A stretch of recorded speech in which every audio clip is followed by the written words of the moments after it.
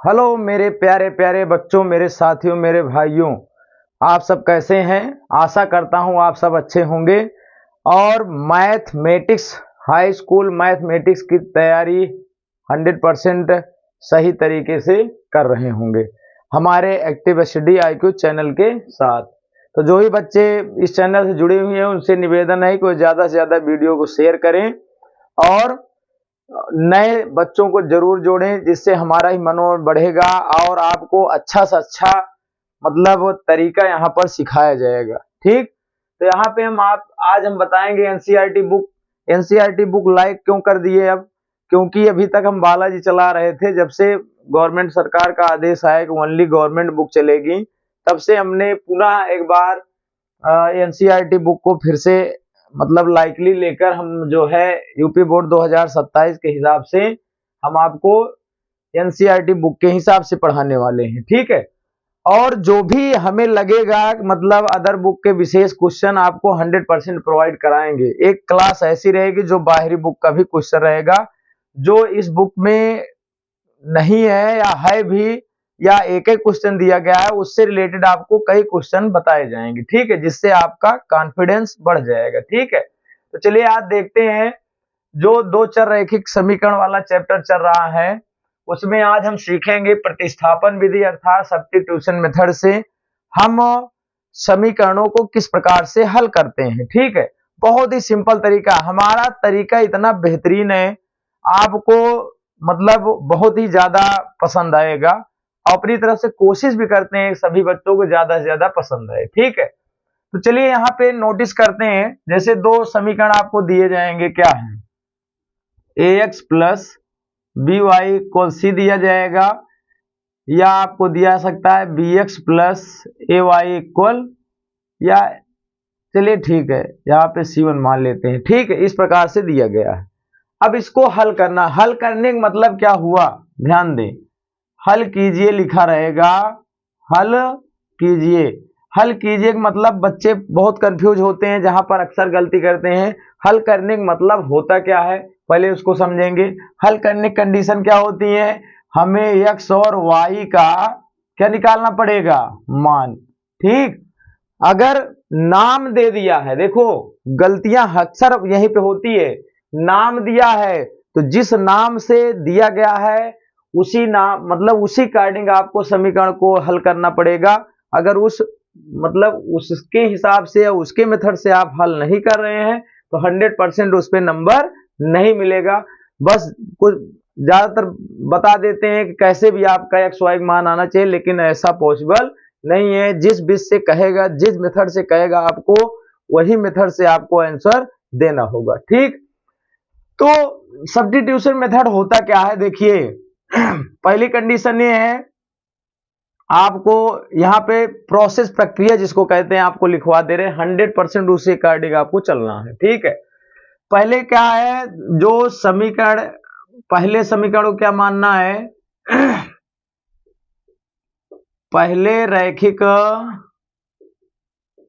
समीकरण को क्या मानना है, समीकरण को नाम देना है, समीकरण एक मानना है। क्या मानना है, समीकरण एक।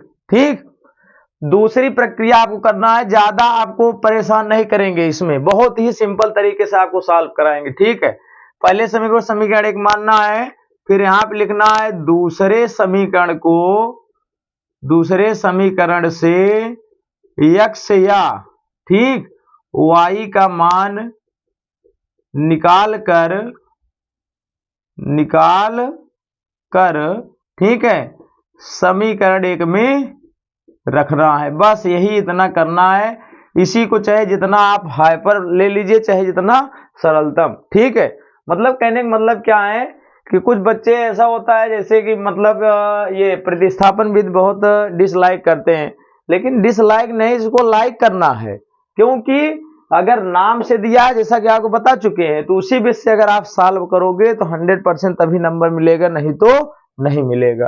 ठीक है, तो 3.2 का क्वेश्चन नंबर हम 1 सॉल्व कराते हैं, जिसी के जैसे यहाँ पे दिया गया उसी अकॉर्डिंग। ठीक है, पहला क्वेश्चन दिया गया है, पहले क्वेश्चन में कह रहा है प्रतिस्थापन विधि से निम्नलिखित समीकरण को हल कीजिए। तो पहले क्वेश्चन में पहला पॉइंट आपको हम लेके चल रहे हैं, पहला क्वेश्चन, ठीक है। x प्लस वाई का मान दिया है, या लिख दो, पहले ऐसे लिख देना, बोर्ड के हिसाब से पूरा बता रहे हैं, लिखना कैसे वो भी पूरा बता दे रहे हैं। रैखिक समीकरण पहले लिख लीजिए। पहला दिया है x प्लस वाई इक्वल 14। हमने क्या बताया, एक समीकरण दिया गया है तो इसको आपको मानना है समीकरण एक, ठीक है। तो इसको हम मान लिए क्या, इक्वेशन फर्स्ट, समीकरण एक। अब दूसरा क्या दिया है, x माइनस वाई इक्वल 4, ठीक। तो दूसरे को आप क्या करना है, दूसरे समीकरण से x या y का मान निकाल के समीकरण एक में रखना है। दूसरा समीकरण मानना नहीं है, उस यहां से वैल्यू निकालना है, ठीक।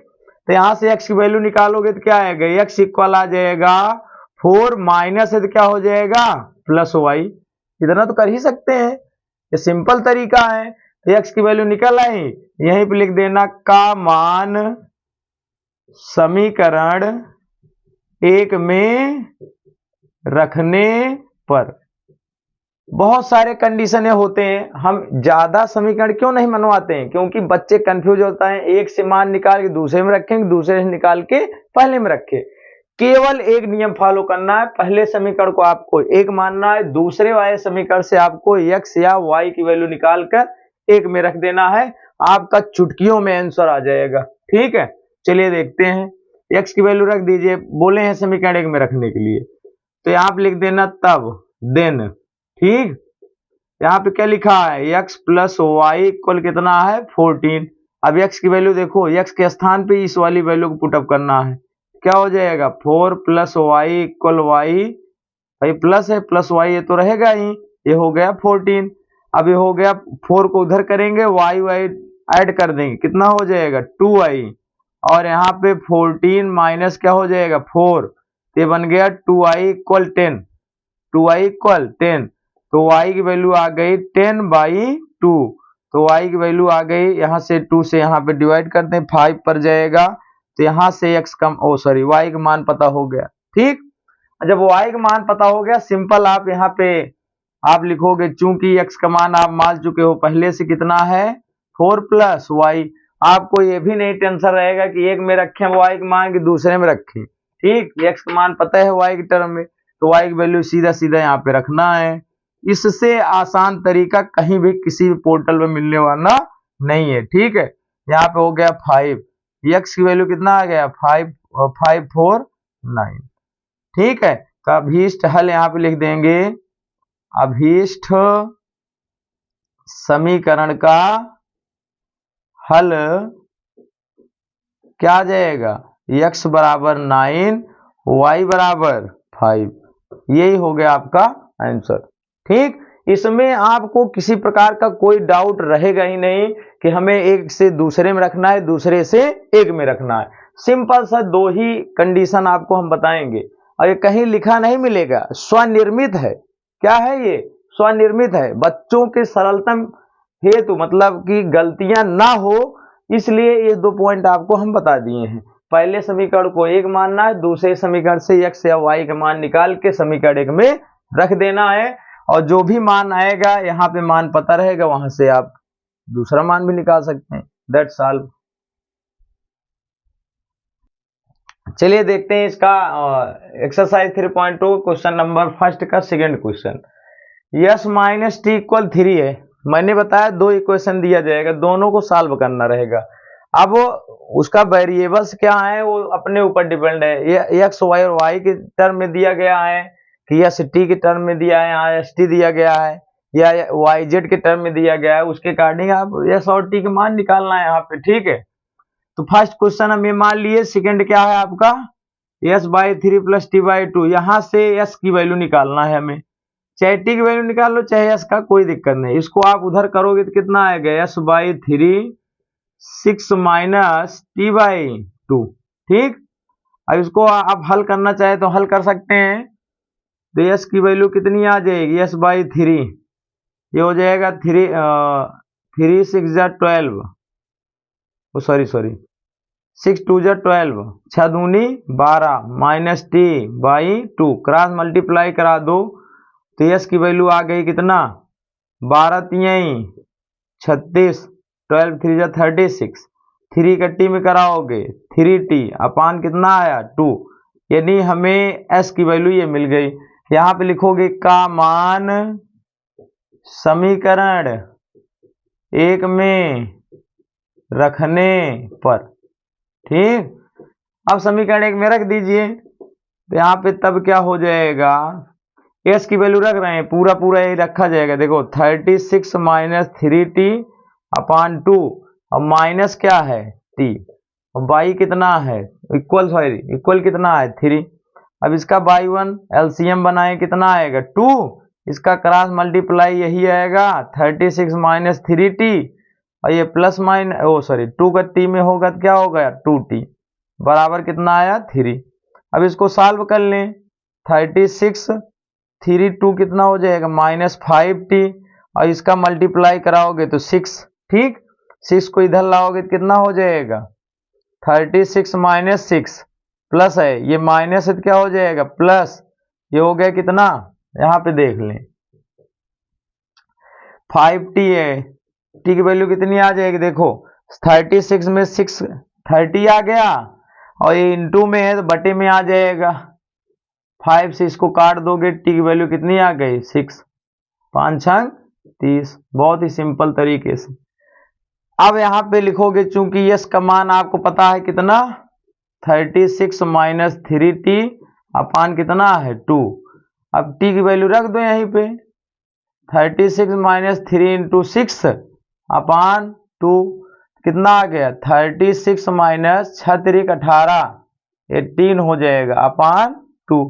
अब कहोगे 36 18 दूनी 36 होता है, 36 में 18 घटाओगे तो 18 ही आएगा अपान 2, तो कितना आ गया 9, तो यस की वैल्यू कितनी आ गई 9। तो हल आपका क्या मिल गया, यस की वैल्यू कितनी आ गई 9 और टी की वैल्यू कितनी आ गई 6। That's all. तो इसी प्रकार जितने क्वेश्चन है आपको इसी प्रकार से आपको सिंपल तरीके से हल करना है, कोई दिक्कत नहीं होगी, 100% है यदि हमारे मेथड से चलोगे तब।